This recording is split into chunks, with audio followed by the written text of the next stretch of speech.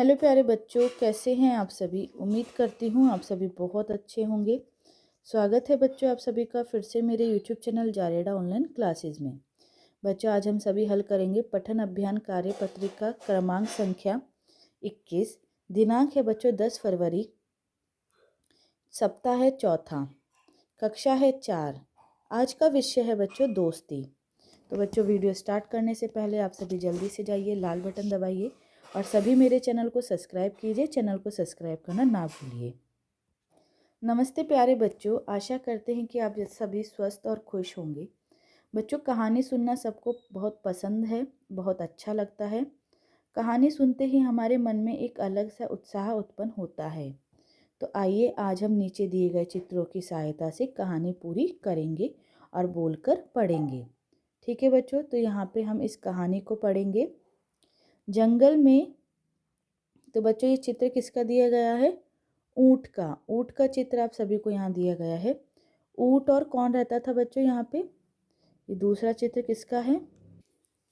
लोमड़ी का की मित्रता थी। एक दिन लोमड़ी को पता लगे कि नदी पार खेत में खरबूज पक चुके हैं। उसके लिए नदी पार करना संभव नहीं था।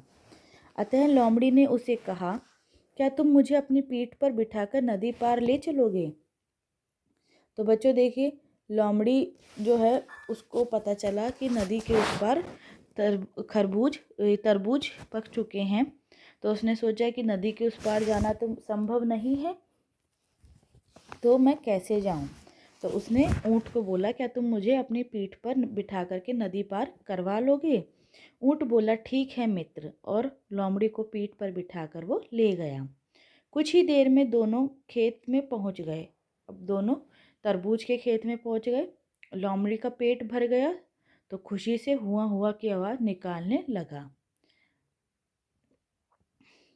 तो बच्चों, वो हुआ हुआ की आवाज़ निकालने लगा। ठीक है। ऊंट ने उसे शांत करने का भी प्रयास किया। तभी खेत में किसान उनकी आवाज़ सुनकर दौड़ा आया और देखकर किसान ने ऊंट उसे लाठी से मारना शुरू किया। अब बच्चों देखिए, लोमड़ी का तो पेट भर गया, वो तो हुआ हुआ करके आवाज़ करने लगी, और जो ऊँट था उसका पेट नहीं भरा था। वो लोमड़ी को शांत करा रहा था कि तुम चुप हो जाओ, नहीं तो कोई आ जाएगा। और जैसे ही उसने आवाज़ सुनी किसान ने, तो वो भाग कर आया और उसने ऊँट को लाठी लाठी से मारा। लोमड़ी तो भागकर पेड़ के पीछे छिप गया। ऊँट कराहते हुए बाहर निकला और पूछा कि तुम हुआ हुआ क्यों करने लगे? उसने कहा कि अगर मैं ऐसा ना करूँ तो मेरा खाना नहीं पचता। तो बच्चों, लोमड़ी से ऊँट ने गुस्से में कहा कि तुमने ऐसा क्यों किया? तुम्हारी वजह से मुझे मार खानी पड़ी। तो लोमड़ी ने कहा कि अगर मैं हुआ हुआ नहीं करूँगा तो मेरा खाना नहीं पचेगा। वे जंगल की ओर लौटने लगे। मार खाने के बाद भी ऊँट लोमड़ी को पीठ पर लादे नदी में तैर रहा था।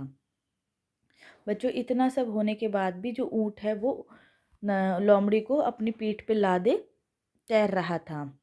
अचानक ऊँट ने पानी में डुबकी लगा दी। फिर क्या हुआ? अचानक जो ऊँट था उसने पानी में डुबकी लगा दी। अब लोमड़ी घबराते हुए बोला, क्या कर रहे हो? बोले ऊँट को बोलते, तुम क्या कर रहे हो ये? ऊँट ने कहा, खाना खाने के बाद मुझे ऐसे डुबकी लगाने की आदत है।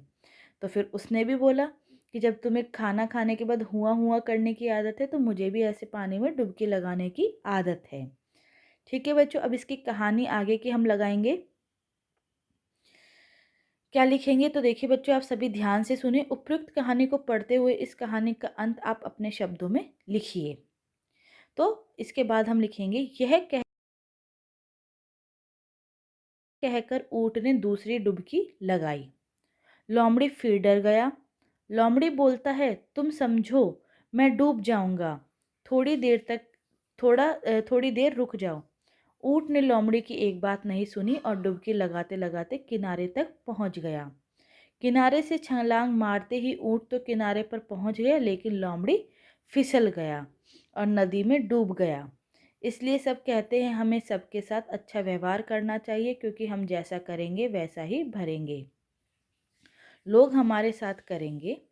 लोमड़ी डूबकर अधमरा हो गया। अब ऊँट ने उसे उठाकर किनारे पर रखा और कहा, दोबारा ऐसी मूर्खता नहीं करना। ठीक है बच्चों, तो इससे हमें क्या शिक्षा मिलती है? जैसी करनी वैसी भरनी। तो इस तरह से आप सभी इस कहानी का अंत अपनी कॉपी में लिखेंगे। अगला है बच्चों, ऊंट को रेगिस्तान का जहाज क्यों कहा जाता है? पता लगाइए, ऊंट को रेगिस्तान का जहाज क्यों कहा जाता है? तो आप सभी इसका उत्तर लिखेंगे। ऊंट को रेगिस्तान का जहाज इसलिए कहा जाता है क्योंकि ऊंट रेगिस्तान में आसानी से एक जहाज की तरह चल सकता है। उसके गद्देदार पैर रेत में आसानी से ऊंट को चलने में मदद करते हैं। गद्देदार और लंबे लंबे पैर होने के कारण ऊंट आसानी से रेतीली क्षेत्रों में चल या दौड़ सकता है, इसलिए इसे रेगिस्तान का जहाज कहा जाता है। ठीक है बच्चों, तो आप सभी को समझ में आया। अगला है बच्चों, आओ बातचीत करें। प्यारे बच्चों, साथ दिए गए चित्र को ध्यान से देखिए। आपको क्या लगता है कि चित्र में दिख रहे लोग एक दूसरे से क्या बात कर रहे होंगे? अनुमान लगाकर उनके संवाद को आप ऊंची आवाज़ में बोलिए और अपने अध्यापक और अध्यापिका को बताइए। तो देखिए बच्चों, ये क्या बात कर रहे होंगे? तो आप यहाँ लिख सकते हैं, ये बोल रही होंगी, यहाँ आओ, तुम उनके पीछे क्यों छिप रहे हो? अगला है बच्चों, ये बोलते हैं, अरे तुम बच्चे को क्यों डांट रही हो? ठीक है बच्चों, तो इस तरह से आप सभी को अपनी वर्कशीट को हल करना है।